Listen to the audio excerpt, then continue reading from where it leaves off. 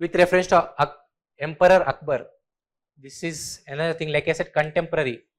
Contemporary is a trap, UPSC has been giving it, so ಇಲ್ಲಿ ಹುಷಾರಾಗಿರ್ಬೇಕು. Akbar's policy, interaction, correct. Akbar Sulaykul, peace ಬೇಕು, religious interaction ಇರಬೇಕು, religious discussion ಇರಬೇಕು, religious syncretism ಇರಬೇಕು. So this is correct. Tulsidas composed Ramacharita Manas, correct. During the reign of Emperor Akbar. Like I said, make a note of who is contemporary to whom.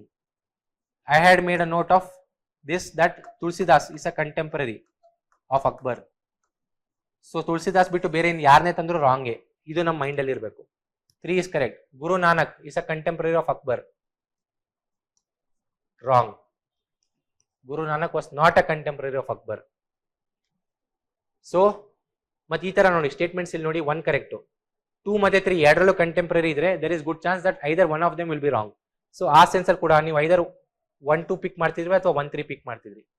1-3 ಅನ್ನೋ fact ಅಂತ ಗೊತ್ತಿದ್ರೆ ನಿಮ್ಗೆ correct answer ಬರ್ತಿತ್ತು, ಇಲ್ಲ 50-50 ಮಾಡಬೇಕಿತ್ತು between A and B.